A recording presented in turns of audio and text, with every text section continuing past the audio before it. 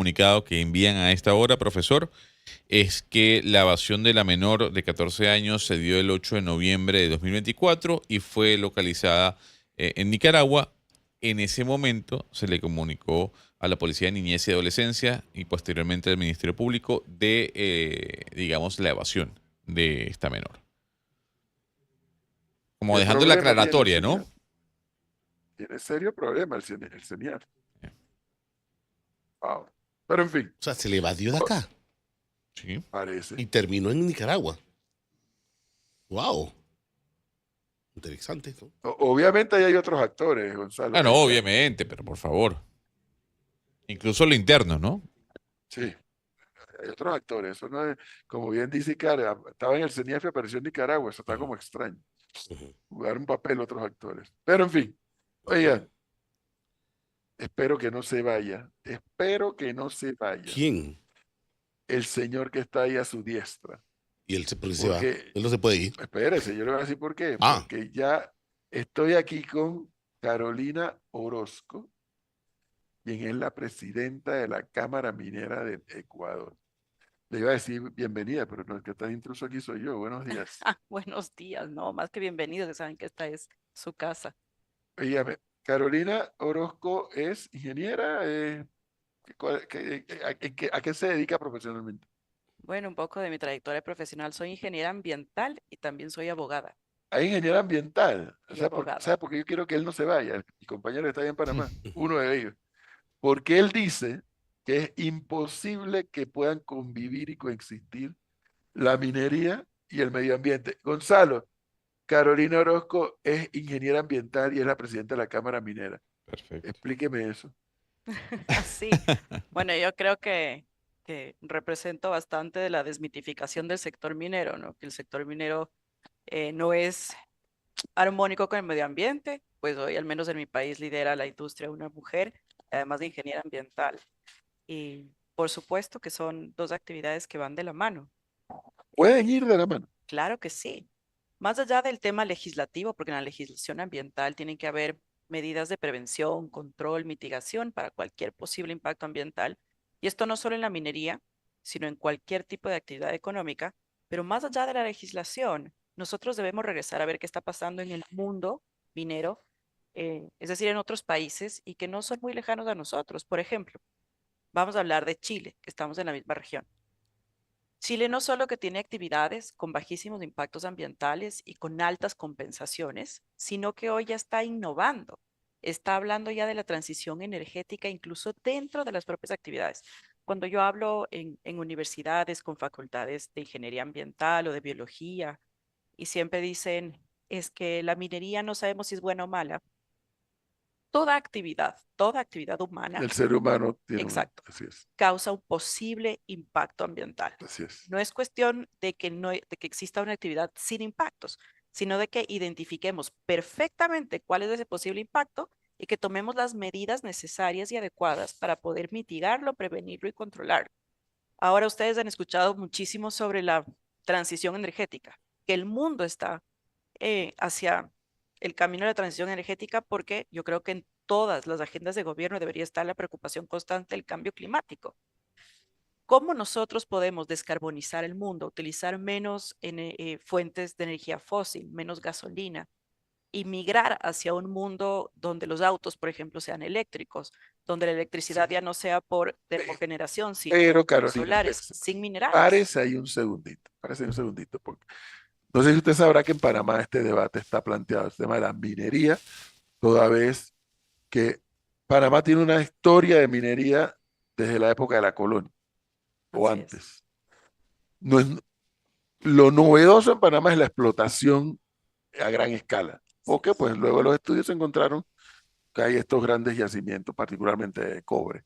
Hay Ujú. oro también, plata, molibdeno, pero cobre es la mayor concentración. Cuando este debate se da en Panamá, y usted mencionó Chile hace un momento, hay quienes dicen, bueno, pero es que en Chile es un desierto y en Panamá no puedes hacer eso. Panamá es un país mucho más pequeño, en extensión territorial mucho más angosto también, por algo está el canal en Panamá, y el temor de muchos es que, no, es que eso va a contaminar también las aguas subterráneas. Yo he estado en Chile, he estado en la mina del Teniente. La mina del Teniente no está en un desierto. Exactamente. Acá en Ecuador, las minas están, me dijeron que tienen minería acá. ¿A Claro. dónde? Nosotros, bueno, somos un país privilegiado con muchísimos Tienen ecosistemas. de todo. Casi todo lo tienen. Así es.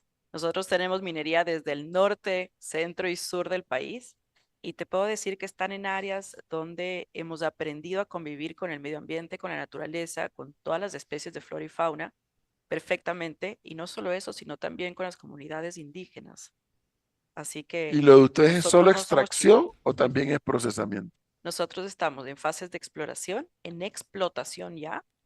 De hecho, tenemos una historia un poco parecida a la de Panamá hasta hace pocos años. Nosotros teníamos solo pequeña minería y hace un par de años, a finales del 2019, entra en el Ecuador a explotación las dos primeras minas a gran escala, así como en Minas de, Panamá la una es de cobre y la otra es de oro. Así como en Panamá estaba Cobre Panamá, nosotros acá tenemos el proyecto Mirador y tenemos además un canadiense que es de oro de la empresa Lundin Gold. Son las dos únicas minas a gran escala que tenemos. sacan cobre ahora mismo Sí, cobre y oro. y oro. Sí, estos ¿Y dos están minerales. en un desierto o están en poblaciones? Están... Están en un área que ambientalmente es bastante biodiversa.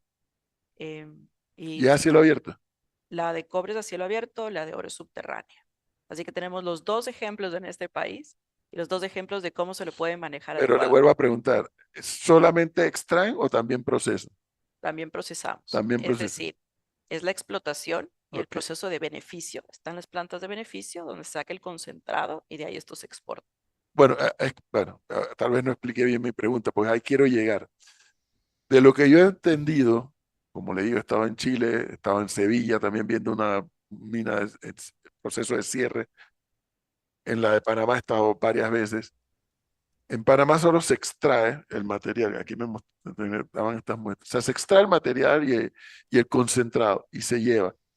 Porque quienes critican la idea de explotar es que usan cianuro. Y el cianuro es que se usa, pero en todas partes.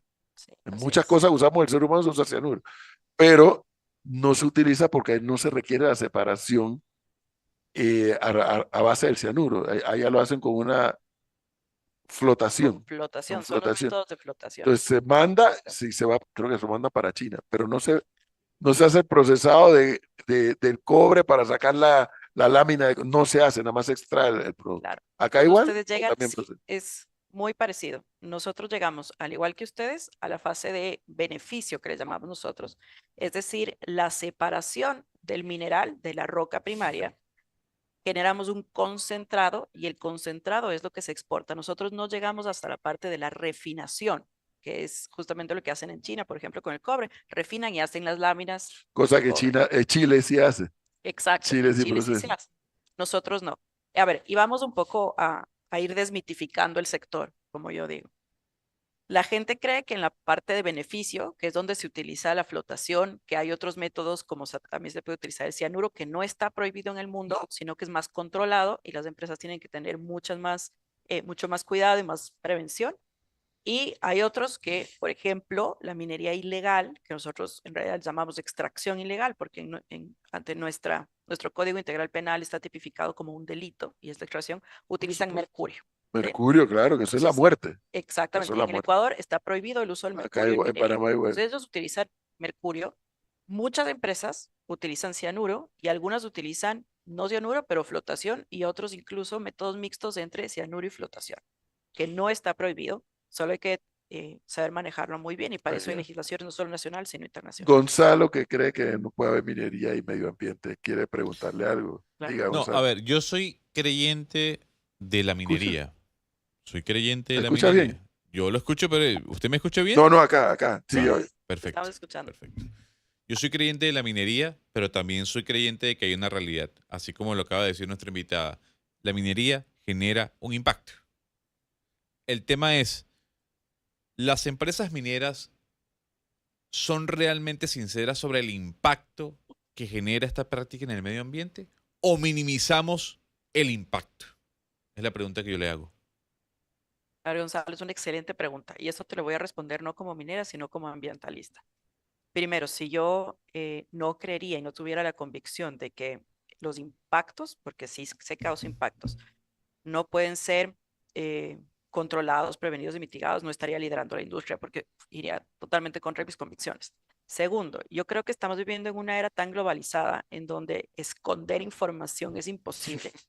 Todos sabemos todo lo que pasa en el mundo. Si una relavera se rompe en Brasil, se lo conoce esto en Europa a los 2 segundos, en África a los 3 segundos, al mismo tiempo todos nosotros en Sudamérica. Sabemos qué pasó, por qué y cuáles son las medidas. Tienes entes internacionales que dirigen la industria, como por ejemplo el ICMM, que es el International Council of Mining and Metals, que están preocupados todo el tiempo de ver cómo se hace esta industria mucho más responsable. Si es que algo ya sucedió lamentablemente, ¿cómo fue? Yo creo que esto es histórico en el mundo minero, la ruptura de las relaveras, es a lo que todos más le tememos. Podemos tener muchísimo miedo a cualquier cosa, pero creo que uno de los peores impactos ambientales en la minería es la ruptura de las relaveras. Y es por eso que, por ejemplo, hoy el ICMM está trabajando en una normativa que obliga a todas las empresas a nivel mundial, en todos los sites a nivel mundial, a tener relaveras secas. Porque el rato en que tú quitas el agua de una relavera, quitas la presión en las paredes y ya no buscas salir el agua y por ende minimizas muchísimo el riesgo de que se rompa. Segundo impacto ambiental que a la gente en minería le preocupa muchísimo, el tema del agua, que o secamos el agua o consumimos todo el agua sin dar prioridad al consumo humano o al agrícola, o tercero, contaminamos el agua. A ver, yo aquí vuelvo a lo que dije. Nosotros hoy por hoy vivimos en un mundo tan globalizado que si algo de esto pasa, no creo que ninguna empresa podría esconderlo. Además que las empresas, por ejemplo, eh, primeramente, canadienses, chilenas, australianas, esto sin decir que de otras nacionalidades no lo estén, están listadas en la bolsa, ¿ok? ¿Qué quiere decir esto que estén listadas en la bolsa, sea de Toronto, de Australia o de Londres o de Nueva York? Es que son empresas públicas y tienen que realmente ser transparentes ante todo lo que hacen. Además, tú debes conocer que tanto en Panamá, en su país, como en el mío y en muchos de Sudamérica, nosotros como empresas mineras pasamos por un proceso de estudios de impacto ambiental, en donde junto con consultores externos, no la empresa, sino consultores externos, se hacen estudios sobre la calidad ambiental, se interpone el proyecto sobre esa calidad ambiental y decimos qué es lo que puede pasar y cómo prevenirlo y cómo controlarlo. Y después de este estudio, frecuentemente se tienen que hacer monitoreos ambientales de agua, suelo, ruido, aire, y tienen que hacer componentes bióticos para ver cómo está la flora, cómo está la fauna y cómo va desarrollándose la naturaleza alrededor del proyecto. Y esto lo hace también un consultor externo y la autoridad ambiental. Entonces, si la empresa quisiera, que no estoy diciendo que lo quieran, porque ya no cabe en este momento el esconder información. Tienes terceros que pueden monitorear e incluso tú con la población aledaña puedes generar promotores y veedores ambientales, Claro, así como veedores pero sociales. ahí lo interrumpo porque hay una realidad y es que el hecho de que la empresa sea pública, y si nos vamos a Wall Street, una empresa que cotiza en la bolsa y es pública, pues ya no va a tener que rendir ningún tipo de información.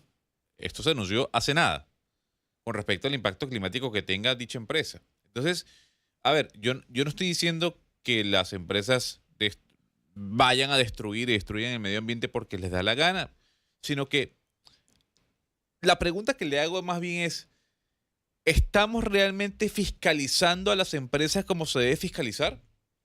¿O el Estado y los estados están ausentes en algunos países, en algunos territorios con respecto a la minería? ¿Cree usted que hace falta más fiscalización del Estado? Qué excelente pregunta. Yo desconozco cómo es la legislación ambiental exacta en Panamá, pero lo que yo sí te puedo decir es que la fiscalización, sea en Panamá, en Ecuador o en cualquier país del mundo, como debería ser, es parte, la empresa privada, evidentemente, que es quien es fiscalizado. Tiene que haber una autoridad sumamente fuerte por parte del Estado y no solo fuerte en cuestión de en dónde está en presencia, cuántas personas tiene, sino en capacitación. Si una autoridad que va a revisar algo en campo o en papel desconoce lo que está revisando, y eso nos pasaba hace mucho tiempo acá en Ecuador cuando recién empezó minería, así que te hablo desde la experiencia, ¿cómo puede fiscalizar algo que no entiende o no conoce? Entonces ahí entra un proceso de entrenamiento y de capacitación y formación desde las autoridades. Y esto no te hablo solo de las autoridades ambientales, las autoridades tributarias, las autoridades de las compañías, Es decir, interviene un sinnúmero de parte del gobierno que debe ser capacitado para poder fiscalizar, porque si no, ahí tú corres el riesgo de que no fiscalicen bien las cosas o incluso de cosas mucho peores de que regresen a ver hacia A otro ver, lado. Tiene que tener capacitación. Y por otra parte está la sociedad civil y el cuarto actor aquí, que es muy importante, es la academia. Tú tienes a la sociedad civil porque ellos tienen el derecho de conocer qué está pasando en ese proyecto minero. Tienen el derecho de saber que se están tomando las mejores medidas y con la mejor tecnología posible.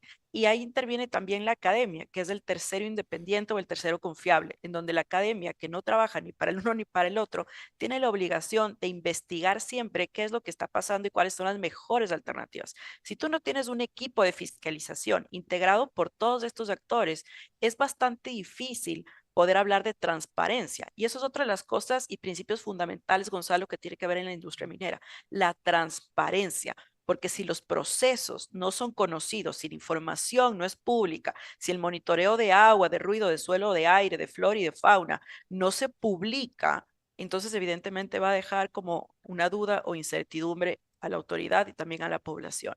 Así que no conozco, como te digo, cómo es exactamente el método de monitoreo de fiscalización en tu país, pero por experiencia te puedo decir acá y en muchos países, no solo de Sudamérica, son equipos integrados de multiactores que tienen la responsabilidad de velar por no solo el medio ambiente, sino también las personas, la salud de las personas y que además, que si existe minería, la minería en Panamá tiene que ser por y para la gente de Panamá, tiene que ser para el pueblo. Entonces, la redistribución equitativa de esas regalías y de la renta minera también es un tema del que Panamá debe empezar a hablar.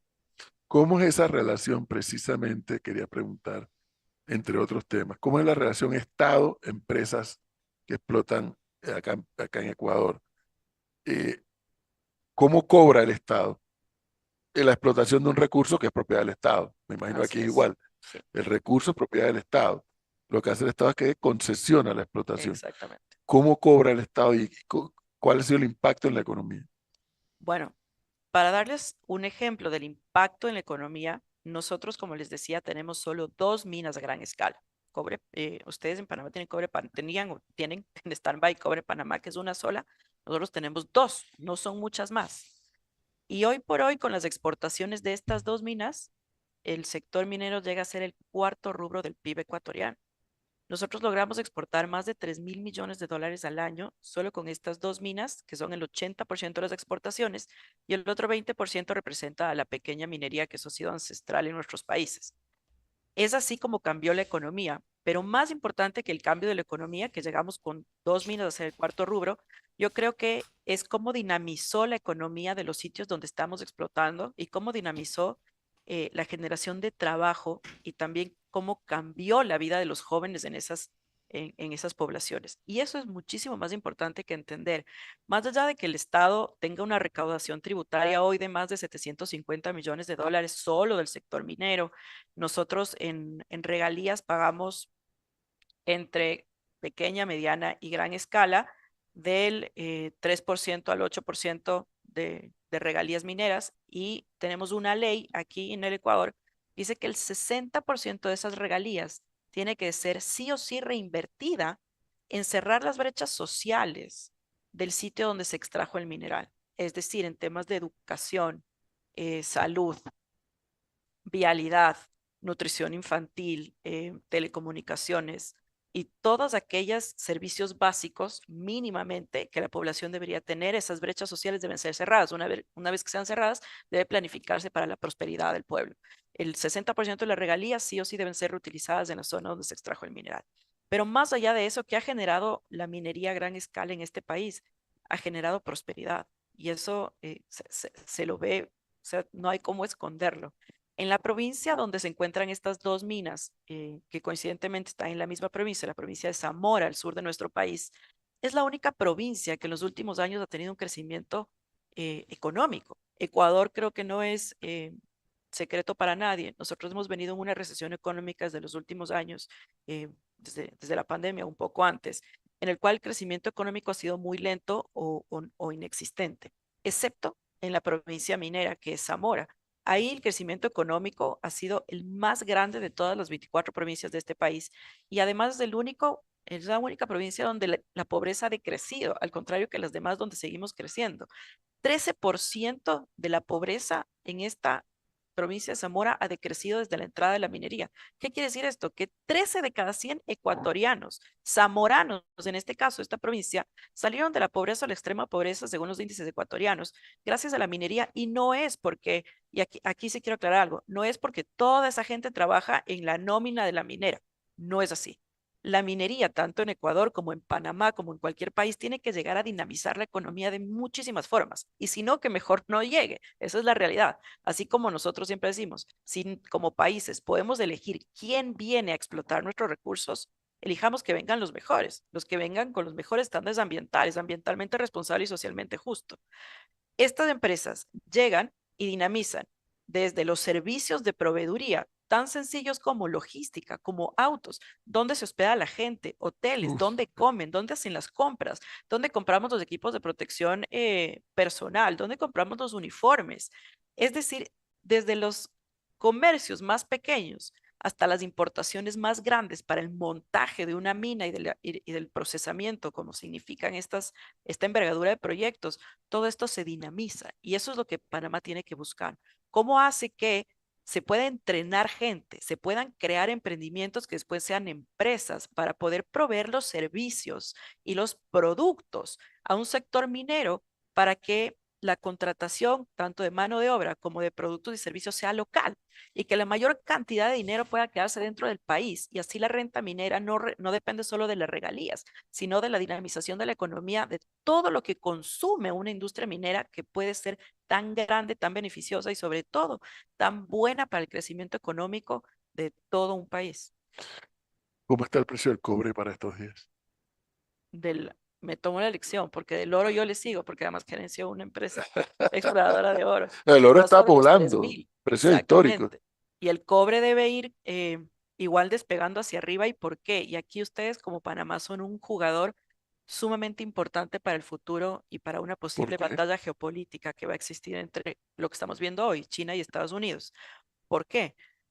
El cobre, hoy por hoy, es uno de los minerales más demandados en el mundo para la transición energética. No puede existir un panel solar, una batería, un celular, una computadora, un electrodoméstico en general, eléctrico o electrónico en general, sin cobre. El mundo está migrando hacia esta transición energética, pero lo que no se dan cuenta es que nos hace falta la materia prima.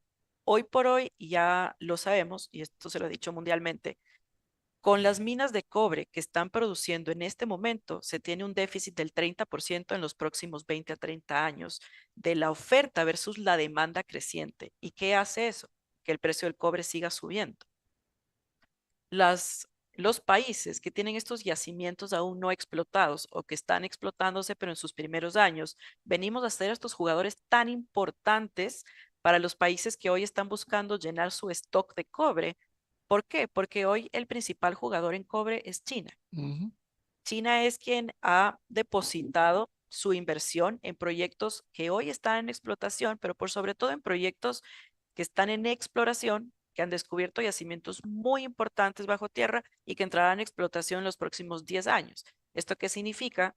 Países como el Ecuador y como Panamá tenemos la materia prima que el mundo necesita, podemos elegir qué empresa viene a explotarlo, pidiendo que sea la mejor empresa, y podemos también decidir cómo utilizarlo a futuro y para qué.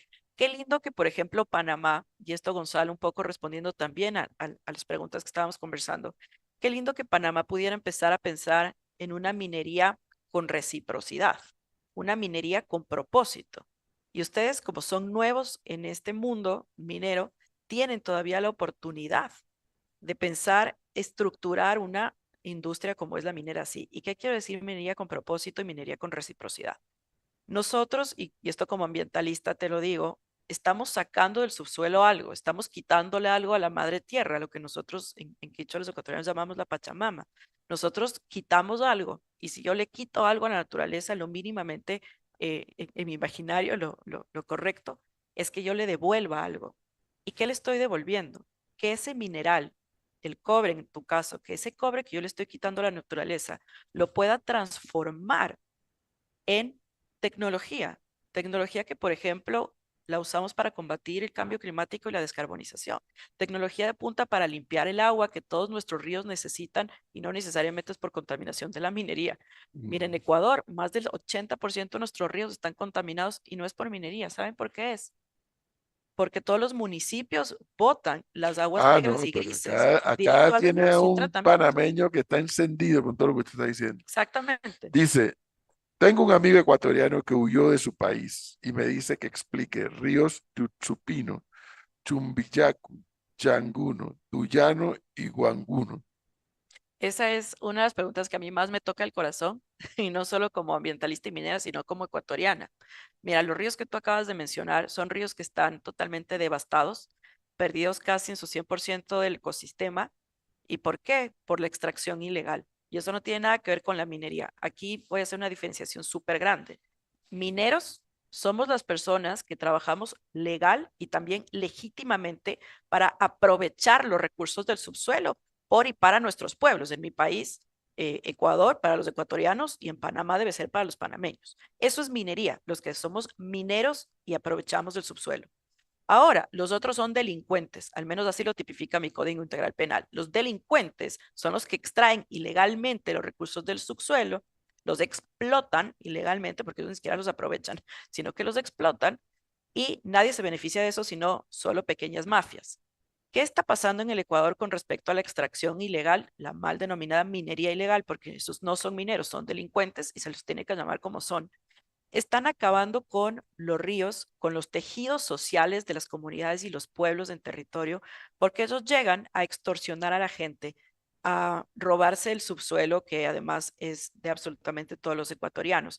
Y hoy por hoy en Ecuador se ha demostrado, y también en otros países aledaños a nosotros como Perú, que la extracción ilegal tiene un muy fuerte vínculo con el narcotráfico y con las bandas criminales. No es nada Así diferente que de allá. nosotros aquí estamos hablando de un delito no solo que está pasando en el Ecuador, sino es un delito Dice, transnacional y transfronterizo, del cual todos en la región deberíamos estar muy preocupados y con una estrategia transnacional y transfronteriza para poder abordar un delito tal como es este. Entonces, si tú me hablas del Yunzupino, si me hablas del Podocarpus, si me hablas de los ríos de la Amazonía, del norte del país como es Buenos Aires, en el sur como es Ponce Enríquez, parte de la provincia del Oro, y muchos otros sitios, hotspots que les llamamos en el Ecuador, lamentablemente han sido tomados por la extracción ilegal. Y yo ahí te hago una pregunta o la repregunta para quien me hizo esa pregunta. Si yo sé que ahí hay oro y que ese oro va a ser explotado, va a ser sacado sí o sí, como ecuatoriana, si a mí me ponen a elegir, ¿quién lo debe sacar? Elijo siempre una empresa minera responsable, alguien que yo pueda reconocer, identificar y a quien el Estado pueda, en el caso de algo llegar a pasar, sancionar. Pero cuando hablamos de delincuentes, cuando hablamos de bandas criminales, cuando hablamos de un enemigo sin rostro, ¿cómo el Estado puede ir y hacerle y decirle, tú te haces responsable de la devastación ambiental y de la remediación ambiental, así como de la ruptura de los tejidos sociales? Eso es imposible. Entonces, ustedes deben saber que en el Ecuador hace pocos años hubieron referéndums en donde nos preguntaban a los ecuatorianos si queríamos o no minería. El referéndum era, ¿queremos o no minería? ¿Prohibimos o dejamos que siga sucediendo? En algunas partes del Ecuador se prohibió y hoy esas partes están plagadas e invadidas por extractores ilegales, delincuentes. Y el Estado lamentablemente hoy todavía no tiene la capacidad de controlar. Aquí la pregunta en nuestros países no es si queremos o no minería, porque señores, la minería es una realidad, ya no es una opción.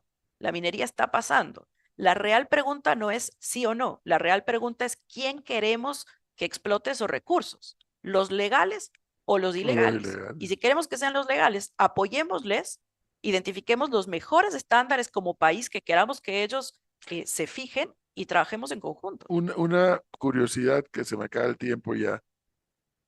Una de las, en Panamá se está dando esta discusión, hubo una crisis nacional en el 2023 por este tema. Hay quienes dicen que la crisis no se dio sola o exclusivamente por el tema del contrato minero que después fue encontrado inconstitucional, sino que añadió el gobierno anterior estaba en sus últimos meses con una impopularidad enorme, entonces se alinearon los planetas y fue una explosión social nunca antes vista en Panamá.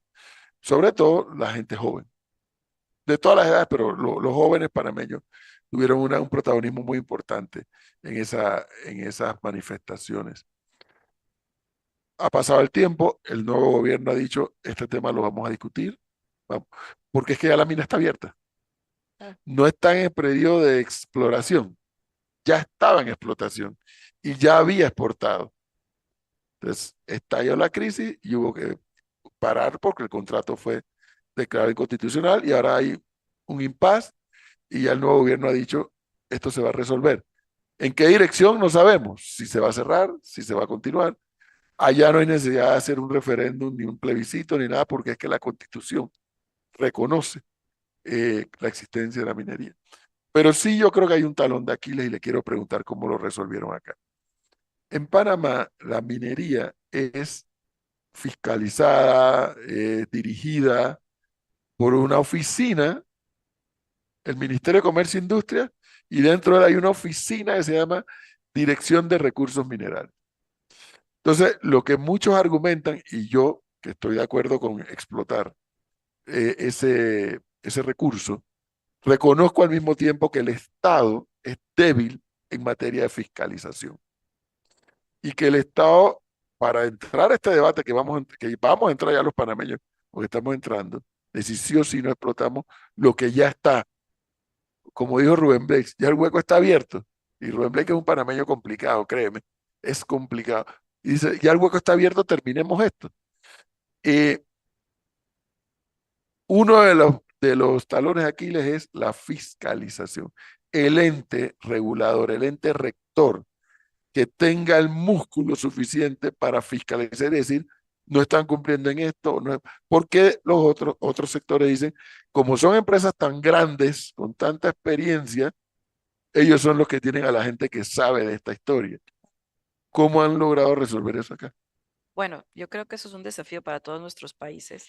Cuando nosotros empezamos con la industria minera a gran escala, no teníamos gente en el sector público que sepa, porque nunca habían visto una mina a gran escala. Así que en ese entonces el gobierno sí se tomó un tiempo y muchos recursos en poder entrenar y capacitar a los funcionarios públicos. Luego, ¿qué pasó? Los funcionarios públicos se fueron a trabajar en empresas privadas y nos quedamos sin ese Conozco esa know-how. historia. Exactamente. Y nos sigue pasando, pero nosotros, ¿qué tipo de programas tenemos? Y ahí esto es súper interesante, porque Panamá también puede aplicar a lo mismo. Junto con la embajada canadiense, ellos tienen unos programas para capacitación a funcionarios públicos permanentes, con financiamiento inclusive que viene desde las embajadas, desde el gobierno canadiense.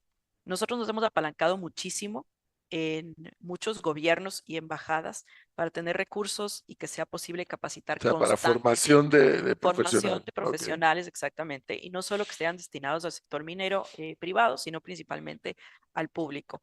Ahora, nosotros teníamos un ministerio de minería. Cuando la industria minera en Ecuador nace, había un ministerio creado. Años después viene otro gobierno, el otro gobierno dice, no, yo voy a fusionar el Ministerio de Hidrocarburos, Minería y Electricidad en uno solo. Ahora nosotros tenemos un ministerio con 3 viceministerios, entre ellos el viceministerio de Minería, que nosotros como Cámara y yo como presidente y ecuatoriana creo que eso fue un error, un grave error. El Ministerio de Minería tiene que tener su propia identidad y personería y recursos humanos, así como el de hidrocarburos igual y el de electricidad igual. Son 3 ministerios sumamente importantes, pero por sobre todo hoy la minería, como les decía, somos del 80% de exportaciones que superan los 3.300 millones de dólares del país. Entonces, ¿cómo es posible que una industria que genera tantos recursos al país no pueda tener un propio equipo capacitado? Yo me imagino que en Panamá sucederá lo mismo. Primero es la capacitación y el entrenamiento, entender que parte de la fiscalización es uno de los pilares, de estas patitas fundamentales para que la industria crezca. Y si es que la industria minera, que entiendo que en Panamá generaba muchísimas plazas de trabajo y también exportaban y generaban bastante cobre, si es que les genera tanto económicamente, que el Estado pueda hacer una revisión también de la pertinencia de lo que estamos recaudando, que pueda ser destinado a la contratación de funcionarios públicos y Claro. su capacitación para la Bueno. fiscalización. Oiga, Carolina, yo le voy a mandar el pasaje para que vaya a Panamá. Encantada, cuando quieran. Patrocinado por la emisora. Qué satisfacción da. Yo hago entrevistas todos los días y qué satisfacción da cuando uno tiene un entrevistado que tiene dominio de la temática que uno quiere saber. Y estoy aquí frente a una mujer ecuatoriana, presidenta de la Cámara Minera de este país, Y que ambientalista. y además ambientalista y abogada, domina el tema, evidentemente lo domina, como pasa en todos nuestros países latinoamericanos. Claro que siguen habiendo áreas que hay que terminar de cubrir, pero lo cierto es que no podemos seguir mirando por el retrovisor. Así Si uno es. maneja un vehículo y mira todo el tiempo por el retrovisor, se estrella. Uno tiene que mirar hacia adelante y mirar por el retrovisor para tomar precaución. Creo que ha sido muy valiosa y muy interesante esta entrevista. Hay quienes ya me están escribiendo que son en contra de la minería. No, que eso no es así. Hay otros que están diciendo que interesante, ojalá que pudiéramos seguir. No podemos seguir porque ya el otro programa está listo, esperando que le demos el pase, pero muy aleccionador y espero poder llevarme el contacto suyo para eventualmente Claro. poder, eventualmente, en la medida que el debate en Panamá tome más fuerza, poder tener la oportunidad nuevamente de entrevistarla, si le parece. No, claro que sí, con muchísimo gusto. Y sobre todo, también decirles en una cápsula, y con esto creo que termino, que la gente que es antagónica o antiminera es normal y yo creo que debe siempre existir porque Eso, el debate es muy rico y el debate, mientras sea técnico y no político, es maravilloso porque entre puntos técnicos vamos a encontrar siempre un claro, punto intermedio, pero yo creo que tampoco nuestra misión es evangelizar y que todo el mundo crea en la minería porque tiene que creer en la minería, no. Mi misión y parte de la desmitificación de este sector que hago es entregar información verdadera, pero real, para que con esa información real cada quien tome su propia así es, decisión. así es. Muchas gracias, Carolina, muy amable. Muchísimas Que gracias por esté la bien. invitación. 9:05, señor Jaime Bocanegra. Hoy es lunes, lunes de